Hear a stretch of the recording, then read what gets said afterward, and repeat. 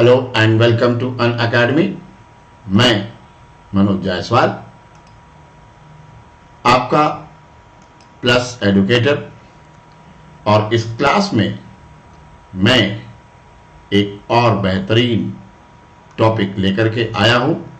जैसा कि मैंने आपसे प्रॉमिस भी किया था कि अगली क्लास में हम लोग फिर बात करेंगे एक नए टॉपिक की, जिसका संबंध किसी न किसी तरह से क्वाड और क्वाड 2 से भी है। तो दूसरी तरफ पूरी दुनिया में यूरोप और चाइना, रशिया सभी के लिए एक बड़ा ही चैलेंजिंग मूव है जो ऑस्ट्रेलिया, अमेरिका और यूनाइटेड किंगडम के बीच हुआ है। मैं हूं मनोज जायसवाल, 17 वर्षों से अधिक का शिक्षण अनुभव रखता हूं और अब तक हजारों की संख्या में आप सभी का मार्गदर्शन कर चुका हूं। बहुत से छात्र अच्छी रैंक भी लगा चुके हैं और अभी आपको पता है कि मैं आपका प्लस एडुकेटर और स्पेशल कैटेगरी में स्पेशल कोर्स का भी एडुकेटर हूं। मेरा रेफरल कोड मनो लाइव है, जिसे आप यूज करके 10% का डिस्काउंट पा सकते हैं किसी भी कोर्स के सब्सक्रिप्शन में। प्लस पर और स्पेशल पर जो भी मैं क्लासेस लेता हूं, उन क्लासेस का जो मोडस ऑपरेंडी है, अर्थात मेरी जो शैली है टीचिंग, वो क्या है, मैं किस प्रकार आपका मार्गदर्शन करता हूं कि आप बहुत अच्छे मार्क्स पाते हैं मेन एग्जाम में और प्रीलिम्स एग्जाम में भी आप आसानी से सफल होते हैं। तो वो किस प्रकार है कि मैं बहुत ही एक्सटेंसिव और कॉम्प्रहेंसिव कवरेज करता हूं सिलेबस का। मेरी जो टीचिंग स्टाइल है वो AWC technique based teaching style है, जो छात्रों को पहली ही कक्षा से उत्तर लिखने में सक्षम बनाती है। तो वहीं मैं बेस्ट कंटेंट भी उपलब्ध कराता हूं। बहुत यूनिक डिजाइन्ड मेथड है मेरा लर्निंग का, जो आपको आसानी से फैक्ट्स और कॉन्सेप्ट्स दोनों को बहुत आसानी से तैयार करा देता है। और आंसर राइटिंग प्रैक्टिस सेशंस भी मैं कराता रहता हूं, दोनों भाषाओं अंग्रेजी और हिंदी का बहुत ही संतुलित प्रयोग करता हूं। स्टडी मटेरियल PDF फॉर्मेट में भी आपको अवेलेबल कराता हूं। रिवीजन और क्विज चलते रहते हैं। पिछली कक्षा का भी रिवीजन मैं करता हूं अगली कक्षा में जाने के पहले। Unacademy crack UPPSC and UPSSC with India's largest learning platform and get plus subscription and access unlimited live and recorded courses from India's best educators। अभी सब्सक्राइब कीजिए, समय मत गंवाइए।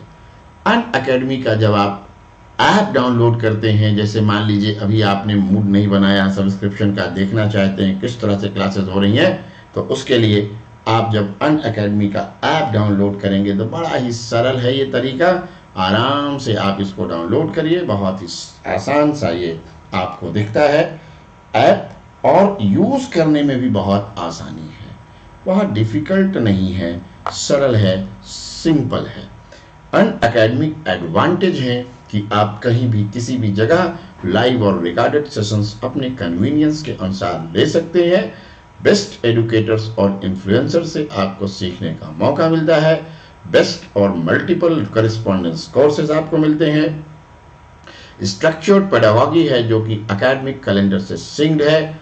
Events like workshop, strategy sessions, master classes, quizzes, unlimited study material, multiple live doubt sessions सब आपको मिलते हैं। और learners का टेस्टिमनी भी है। बहुत सारे लर्नर्स ने जो अनुभव किया है, जो फील किया है, उसके बारे में वो कहते हैं। जैसे कि स्वप्निल अग्रवाल जो 2018 बैच में डिस्ट्रिक्ट ऑडिट ऑफिसर बने, वो कहते हैं कि उनकी तैयारी में अनअकैडमी ने बहुत अच्छा भूमिका निभाया। मनोज कुमार झा कहते हैं कि अनअकैडमी का इंटरव्यू और जो है मॉक इंटरव्यू जो हमने ज्वाइन किया, उसने मेरी सफलता में बहुत महत्वपूर्ण भूमिका निभाई। ये CTO बने 2018 में। फिर thank you Unacademy. Shekhar Bhatt कहते हैं, ये भी कॉमर्शियल टैक्स ऑफिसर ही हैं।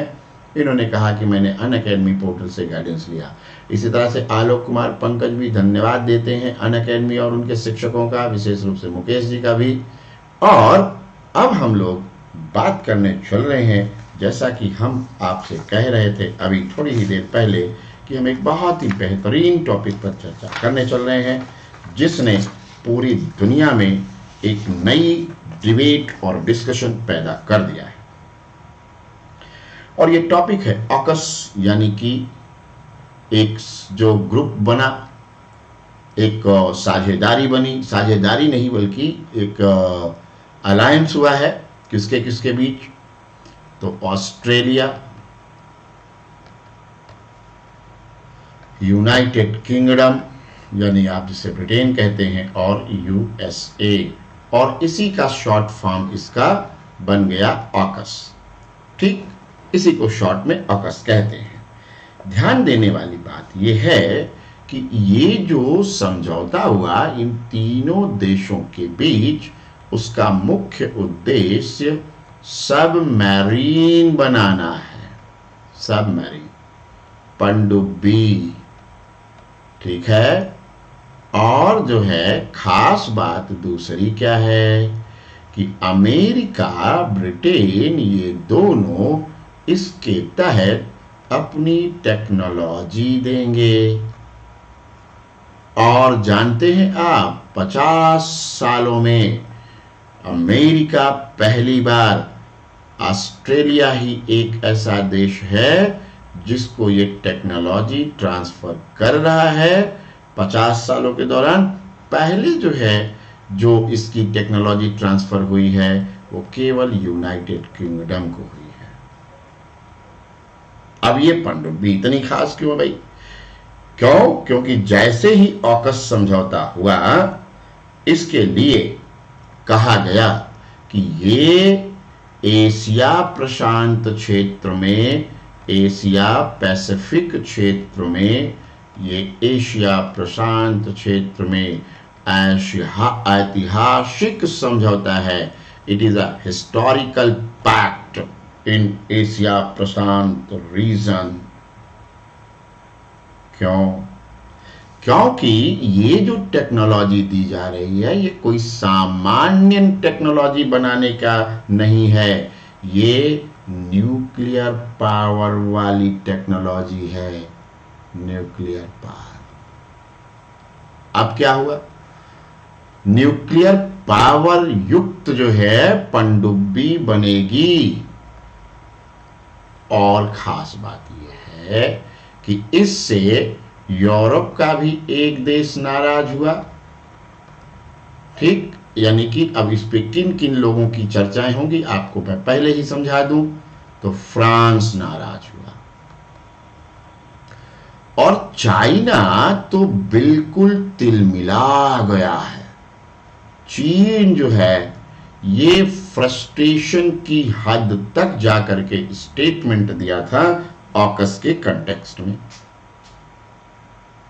अब जरा देखिए भारत के लिए ऑकस का क्या महत्व है। तो भारत तो भाई पहले ही न्यूक्लियर पावर युक्त पनडुब्बी बना रहा है।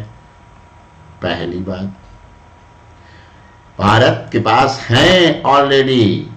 दूसरी बात, दूसरा इंडिया के कंसर्न में अगर आप बात करें, हमारा जो चर्चा रहेगी वो बेसिकली चाइना, फ्रांस, इंडिया और थोड़ी बहुत हम लोग रशिया वगैरह को भी लाएंगे इसमें, क्योंकि उनका भी कुछ न कुछ स्टेक है। इसकी पूरी एनालिसिस में ऑकस की आज करने जा रहा हूं। और आप जानते हैं आपको 24 तारीख के बाद मेंस लिखना है, और यूपीएससी वालों को जल्दी ही मेंस लिखना है। ठीक है, उनका प्रीलिम्स हो चुका है, so for them also it is very important. तो इंडिया जहां एक तरफ खुद भी रखता है कौन सी पनडुब्बी, न्यूक्लियर पावर्ड पनडुब्बी, दूसरी तरफ India is the partner of US, partner of UK, partner of Australia.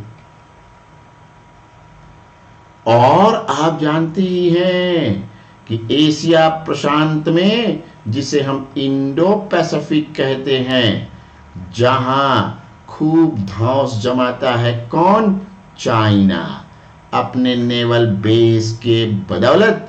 अब देखो क्या चाल चली गई है कि ऑस्ट्रेलिया को इतना पावरफुल बना देना है कि वो वहीं पर बिल्कुल किनारे में एकदम नजदीक बैठा रहेगा अपनी न्यूक्लियर पावर जो है वो लेकर के। अब आप सोचिए कि चाइना इतना हड़बड़ा गया केवल इस, जबकि ये सबमरीन अकेले की बात नहीं है, इस पैक्ट में आर्टिफिशियल इंटेलिजेंस पर भी समझौता हुआ है। ठीक है, आर्टिफिशियल इंटेलिजेंस पर भी समझौता हुआ है। एआई की भी टेक्नोलॉजी देने वाला है अमेरिका ऑस्ट्रेलिया को। और जानते हैं अदर टेक्नोलॉजीज भी दी जाएंगी, जैसे साइबर संबंधी बहुत इंपॉर्टेंट टेक्नोलॉजी वो सौंपेगा ऑस्ट्रेलिया को, और यूके भी सौंपेगा। दोनों देश, ऐसा नहीं कि केवल वही। साइबर टेक्नोलॉजी के साथ साथ समुद्र के नीचे अंडर सी यूज होने वाले जो प्रौद्योगिकियां विकसित हो चुकी हैं अमेरिका और ब्रिटेन में, वे भी ऑस्ट्रेलिया के साथ साझा की जाएंगी। तो केवल न्यूक्लियर सबमरीन ही नहीं, बल्कि एक और चीज है कि बहुत एडवांस टेक्नोलॉजी से लैस होने जा रहा है ऑस्ट्रेलिया। ठीक, तो केवल ऐसा नहीं है कि न्यूक्लियर पावर ही मुद्दा है, लेकिन न्यूक्लियर पावर बड़ा मुद्दा है।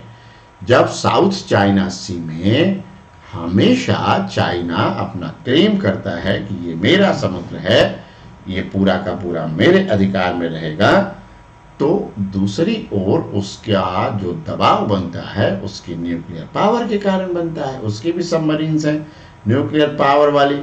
तो ऐसे में अब ऑस्ट्रेलिया भी एक न्यूक्लियर पावर हो जाएगा। तो अब प्रश्न उठता है, सबसे पहले मैं इसी पर बात करूंगा कि ये जो परमाणविक ऊर्जा पर एक तरफ हम लोग पूरी दुनिया में डिसआर्मामेंट की बात करते हैं, निशस्त्रीकरण की बात कर रहे हैं, और निशस्त्रीकरण में तो यही है ना कि भाई क्या करना है, ये जो टेक्नोलॉजी है न्यूक्लियर पावर वाली, अब जिनके पास नहीं है उन देशों के पास ना है। लेकिन ऑस्ट्रेलिया को ये दिया जा रहा है।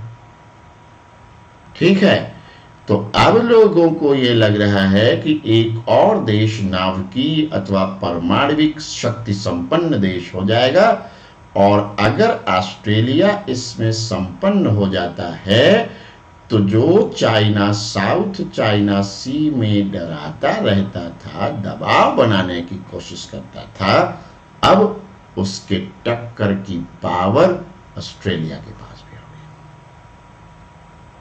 गई। अब देखिए कि ये जो है कहा गया अमेरिकी और ब्रिटेन दोनों के नेताओं द्वारा कि ये बहुत ही ऐतिहासिक क्षण है।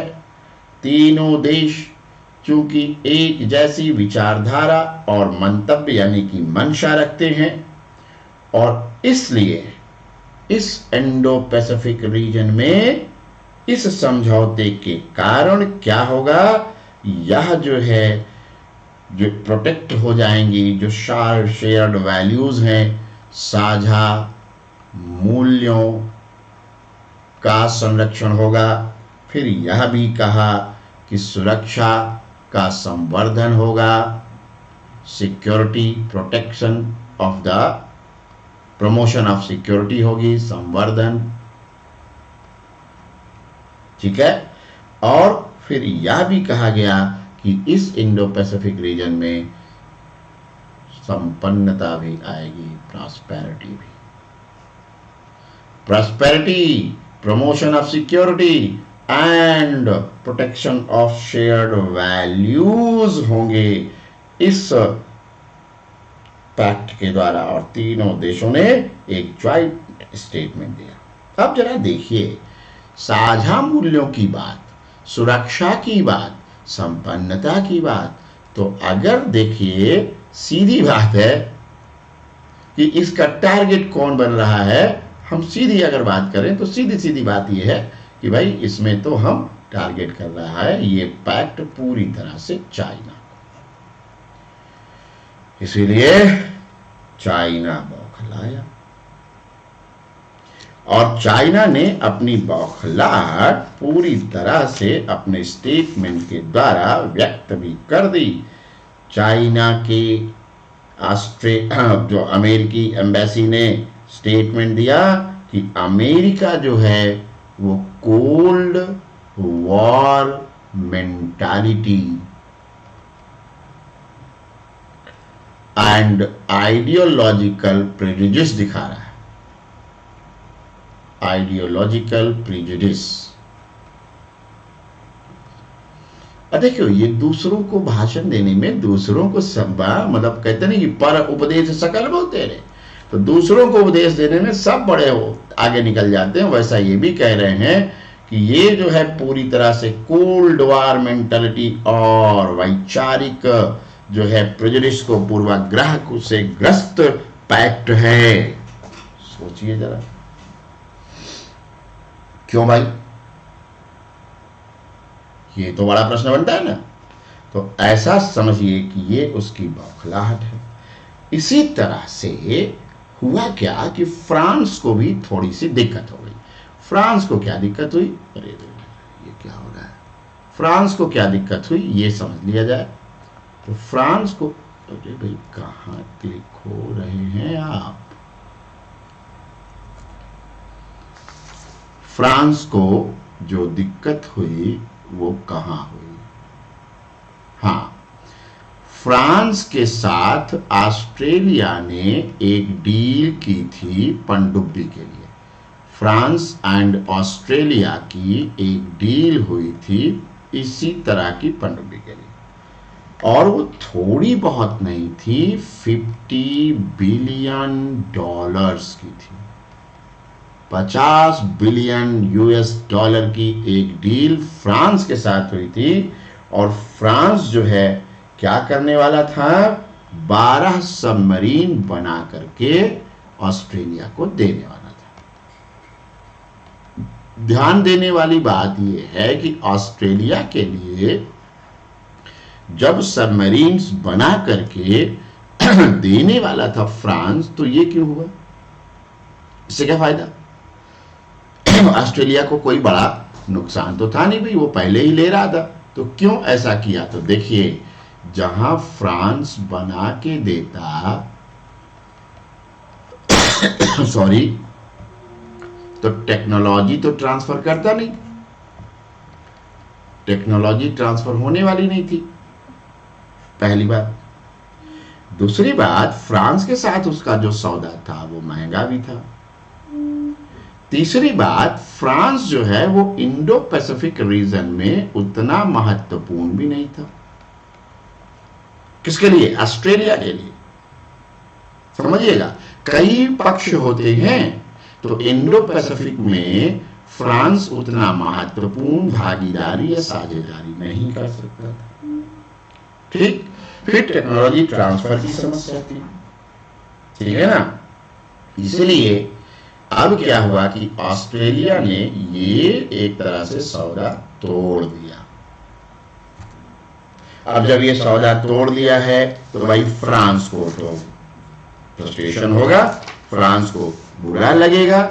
और जानते हैं आप, एक और बात, जब हम लोग किसी ट्रीटी वगैरह की बात करते हैं, यहां पर IR से संबंधित एक जो है आपको मैं कॉन्सेप्ट देने जा रहा हूं।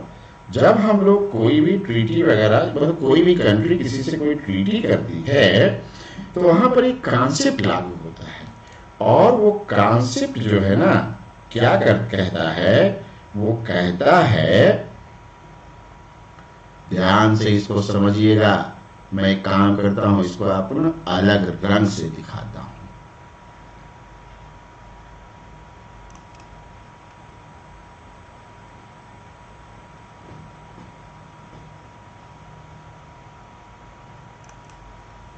हाँ, तो ये जो है एक मैक्सिम है जो रहता है, किसके लिए लागू होता है, जो लागू होता है ट्रीटीज के लिए।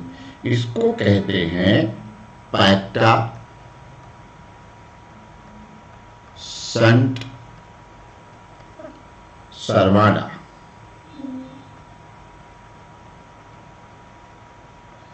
पैक्टा संट सर्वाना। पैक्टा संट सर्वाना एक ऐसा जो है मैक्सिम है, यानी कि सिद्धांत है, जो ये कहता है कि जो भी पैक्ट हुए हैं वो पैक्ट नेशंस को फॉलो करने के लिए ऑब्लिगेटरी होते हैं। पैक्ट का मतलब जो भी संधि अथवा समझौता हुआ है उसमें जो प्रोविजंस हैं उन प्रोविजंस को फॉलो करना संबंधित देशों के लिए अनिवार्य है, अनिवार्यता बताता है ये पैक्टा संट सर्वांडा। ठीक है। अब जब देखिए अंतरराष्ट्रीय स्तर पर कोई ट्रीटी हो रही है, कोई कॉन्ट्रैक्ट हो रहा है, तो कॉन्ट्रैक्ट ही तो था ना भाई फ्रांस के साथ, तो ये कॉन्ट्रैक्ट तोड़ा गया है, इसलिए जो है इसको बहुत ज्यादा फ्रस्ट्रेशन हुआ, गुस्सा आया कि एक जो अंतरराष्ट्रीय स्तर पर व्यवस्था दी गई है उसको जो है ऑस्ट्रेलिया ने क्या किया, उसको तोड़ दिया या उसको अबाइड कर दिया। तो इसलिए फ्रांस ने कहा कि ये जो है वास्तव में पीठ पीछे छुरा भोंकने जैसा है। फ्रांस का स्टेटमेंट आया कि इट्स रियली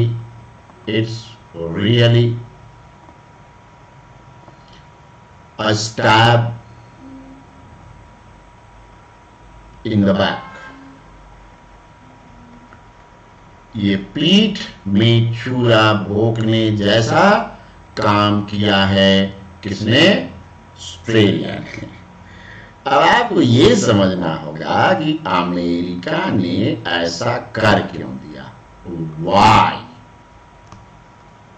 क्यों टेक्नोलॉजी तक ट्रांसफर करने का पैक्ट कर लिया।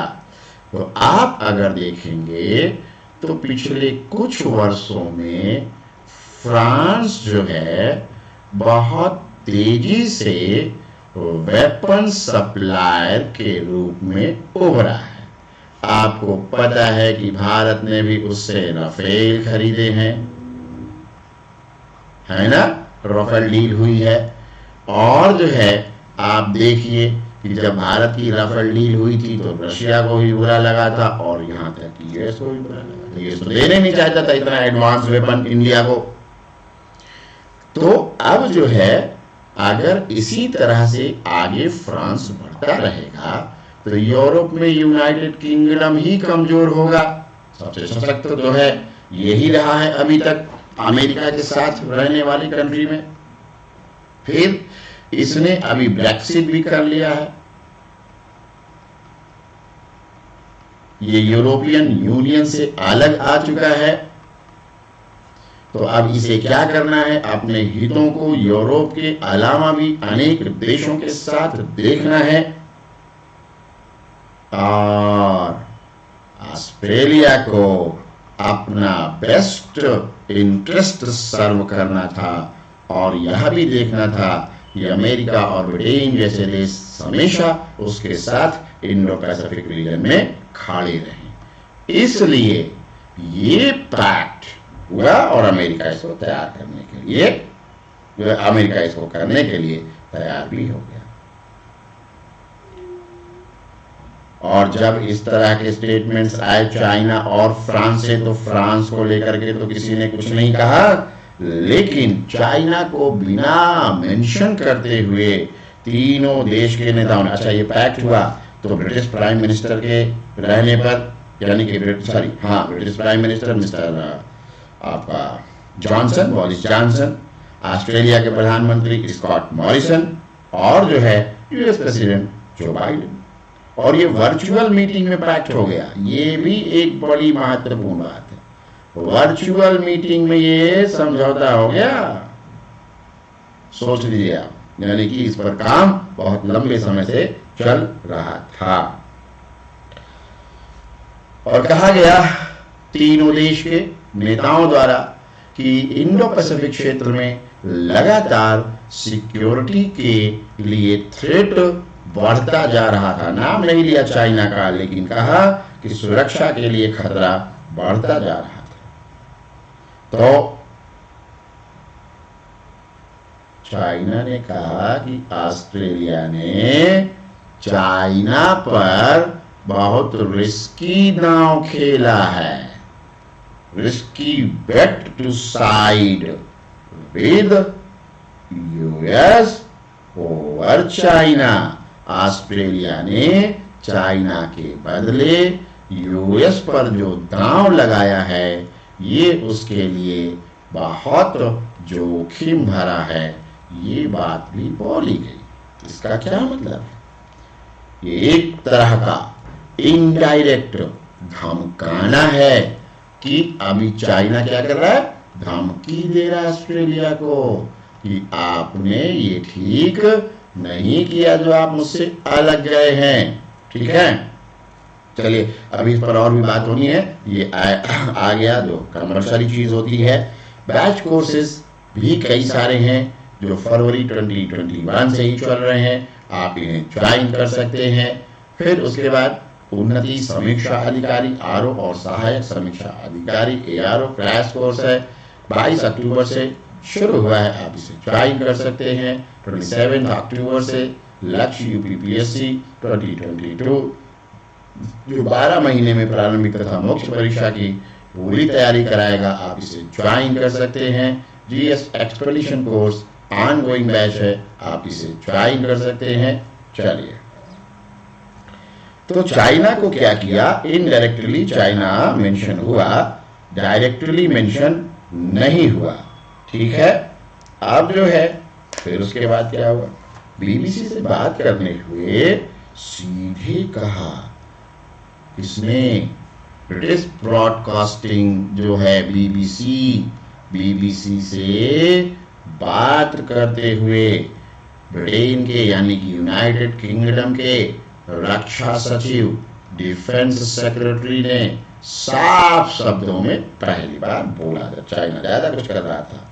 तो उन्होंने कहा कि इस क्षेत्र में जो है चाइना, एशिया में चाइना ऐतिहासिक रूप से सबसे ज्यादा पैसा, मतलब चाइना की हिस्ट्री में ऐसा कभी नहीं हुआ कि चाइना ने इतना पैसा अपने मिलिट्री पर, सेना पर खर्च किया हो जितना वो इधर कर रहा है। तो लोग जो है, दुनिया तो यही सोचेगी कि अब ये अग्रेसिव हो रहा है और अग्रेसिव होते हुए ये क्या कर सकता है, ये अड़ोस पड़ोस के सभी देशों के लिए खतरा बनेगा। और ये आप देख रहे हैं कि पिछले कुछ वर्षों में शी जिनपिंग के आने के बाद वियतनाम, हांगकांग, तिब्बत, ठीक है, फिर साउथ चाइना सी, फिर भारत, हर जगह जो है ये अपना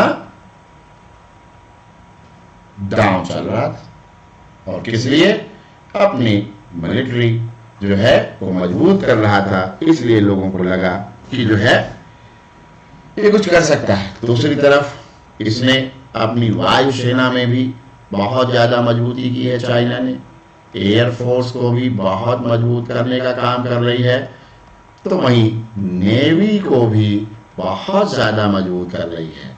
इसलिए भी ये लगा कि सिक्योरिटी के लिए, स्टेबिलिटी के लिए, ठीक है, ये बड़ा जरूरी है। और फिर बोरिस जॉनसन ने तो ये भी कहा कि ये जो ऑकस है ना, ये इस पूरे क्षेत्र में तीनों देशों में बहुत ज्यादा एम्प्लॉयमेंट भी जनरेट करेगा। ठीक है, हाई स्किल्ड जॉब भी क्रिएट करेगा। ठीक है, अब जो है न्यूक्लियर पावर्ड सबमरीन का जो मुद्दा है, ठीक है, ये आपको मैंने पहले भी बताया कि ऐसा कोई समझौता अमेरिका ने किसी देश से किया ही नहीं था टेक्नोलॉजी ट्रांसफर का। केवल यूके से इसने समझौता किया था और लगभग 50 वर्षों में पहली बार इसने ऑस्ट्रेलिया के साथ ही समझौता किया है। ठीक, तो प्रशांत क्षेत्र में इसका मतलब ये समझ लीजिए कि अब ऑस्ट्रेलिया अमेरिका और ब्रिटेन जैसे बड़े देशों का एक बड़ा मजबूत सपोर्टर भी है, सहयोगी भी है, सहायक भी है, जो भी कह लें।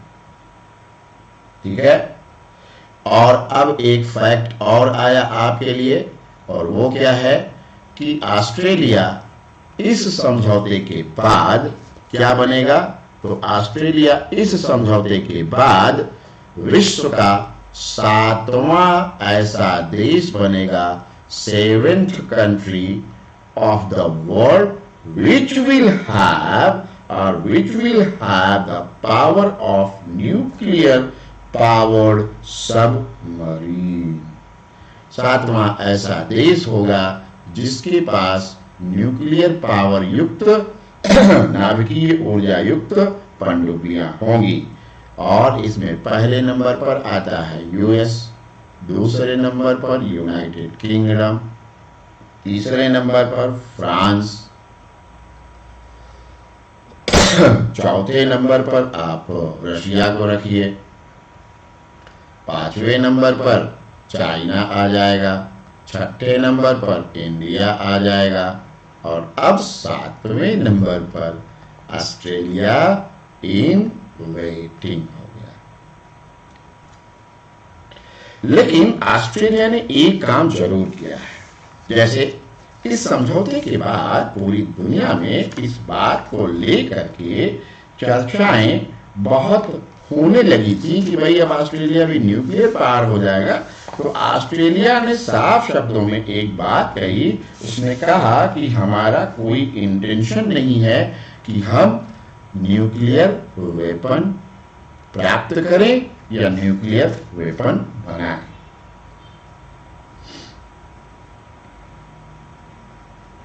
एक और खास बात जो मैंने आपको बतानी थी वो ये है कि इसमें क्वांटम टेक्नोलॉजी को भी शेयर करने का समझौता किया गया है।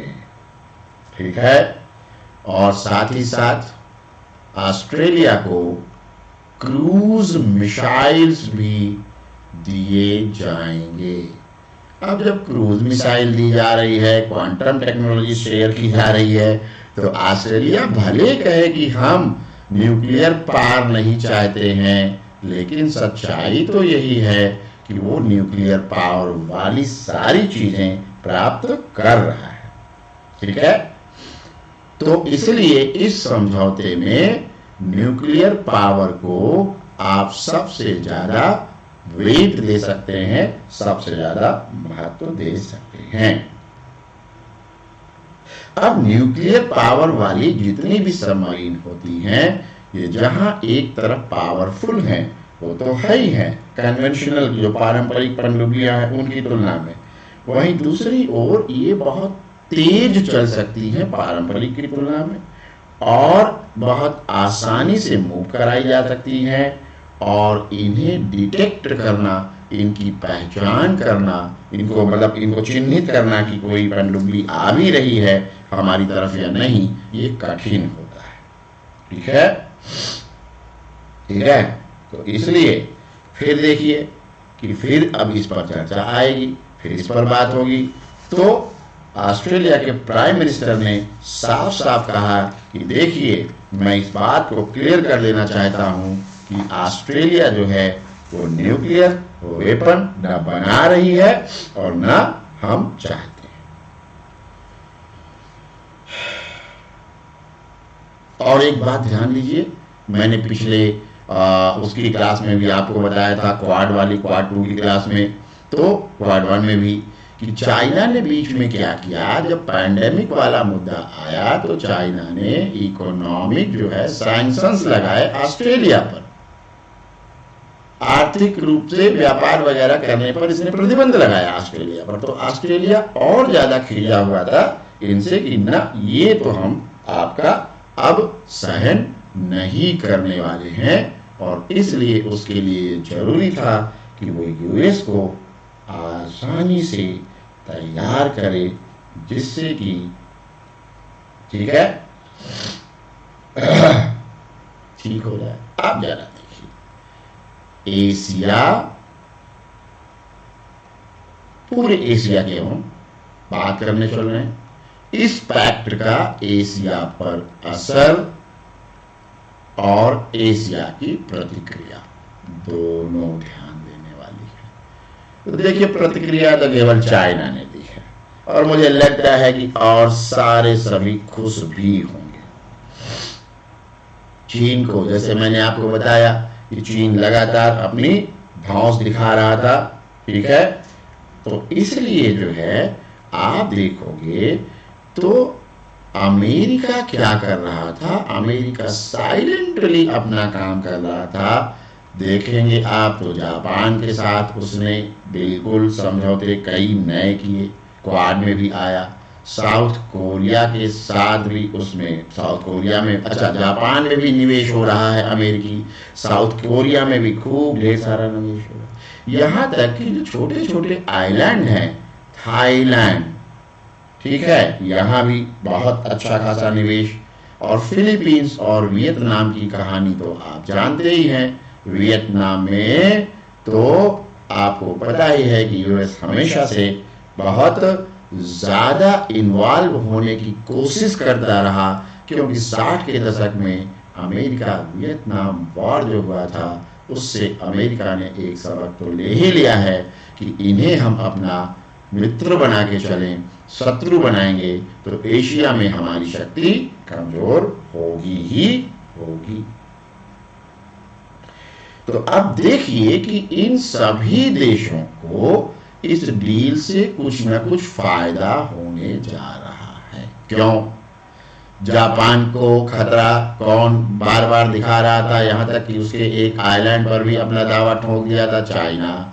साउथ कोरिया के खिलाफ जो है नॉर्थ कोरिया को लगातार कौन समर्थन दे रहा है, चाइना। थाईलैंड, फिलीपींस, वियतनाम, ये सब छोटे छोटे जो आइलैंड हैं, इनको किससे खतरा लगातार बना हुआ था, तो चाइना। क्यों? क्योंकि कोई और ऐसा है ही नहीं जो इंपीरियलिस्ट हो, और कोई कंट्री जो है वो साम्राज्यवादी प्रवृत्ति न तो दिखाती रही है इतिहास में, आसपास में, और ना वो दिखा पाती है, न दिखाई कभी। रही बात ये छोटे मोटे कंट्रीज पाकिस्तान वगैरह, तो ये क्या इंपीरियलिस्ट बनेंगे, आपको पता ही है। अपने आप को किसी तरह से बचाए रखें इस पूरे बदलते परिवेश में, तो बड़ा चुनौती यही है इनके लिए, ठीक है।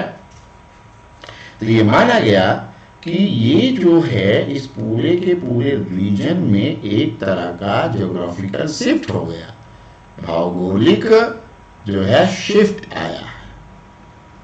और अब आप समझ लीजिए कि ऑकस के बाद ज्यादा जो है ये चर्चा होने लग गई है कि ऐसा हो सकता है, जो मैंने आपको उसमें बताया था क्वाड 2 में, कि रशिया, चाइना, ईरान, पाकिस्तान एक नया क्वाड बना सकते हैं। यह भी, इसको भी अब एक तरह से कंटेन करने का काम ऑकस कर रहा है, ठीक है। तो जो ज्योग्राफिकल शिफ्ट शी जिनपिंग करने की कोशिश कर रहे थे, चाइना के प्रीमियर जिसको करने की कोशिश कर रहे थे, अब उस पर एक बड़ा लगाम लगेगा। चाइना को डेटर करने के लिए ये जो डेमोक्रेटिक कंट्रीज एक साथ आ रही हैं, लोकतांत्रिक देश जो एक साथ आ रहे हैं, उन लोकतांत्रिक देशों का बड़ा ज्यादा बेनिफिट होने वाला है इस क्षेत्र में। भारत की जहां तक बात है, भारत के संदर्भ में मैं आपको पहले भी बता चुका हूं कि भारत तो तीनों देशों का एक अच्छा पार्टनर है।